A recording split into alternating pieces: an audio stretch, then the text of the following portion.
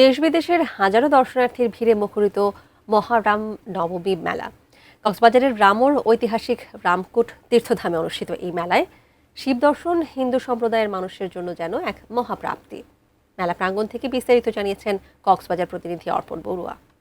পর্যটন নগরী কক্সবাজারের রামুতে অবস্থিত সনাতনী সম্প্রদায়ের ঐতিহাসিক তীর্থস্থান রামকুট তীর্থধামে 6 দিনব্যাপী মহা রামনবমী মেলা চলছে। যদিও আজকে মহা রামনবমী মেলার শেষ দিনে ঠিক এই মুহূর্তে আমার দুই পাশে সারি সারি সনাতন সম্প্রদায়ের ভক্তবৃন্দের উপস্থিতি দেখতে পাচ্ছেন, যারা আজকের এই মেলার শেষ দিনে শিব দর্শন করার জন্য এখানে দেশের নানান প্রান্ত থেকে এসেছেন। চলছে মহানবমী, আগামীকাল দশমীর মধ্য দিয়ে যে মহা রামনবমী মেলা ঐতিহাসিক এটি শেষ হবে।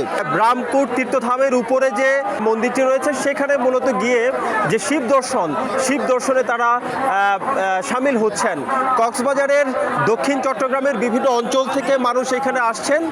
যারা আসছেন তারা আসলে প্রতি বছরেই অনেকে আসেন, আবার নতুন করে একেবারে জীবনের প্রথম শিব দর্শন মেলায় এসেছেন। সে ধরনের মানুষের উপস্থিতি, নারী পুরুষের উপস্থিতিও আমরা এখানে দেখতে পাচ্ছি। তবে এখানে আয়োজক যারা রয়েছেন তারা বলছেন চলাচলের পথ সহ নানান সমস্যা রয়েছে, এগুলো সমাধানের জন্য তারা প্রশাসন সহ যারা সংশ্লিষ্ট কর্তা ব্যক্তি আছেন তাদের দৃষ্টি আকর্ষণ তারা করছেন। কক্সবাজারের রামকুট তীর্থধামের মহা রামনবমী মেলা থেকে এটুকু চলে এখানকার সব শেষ।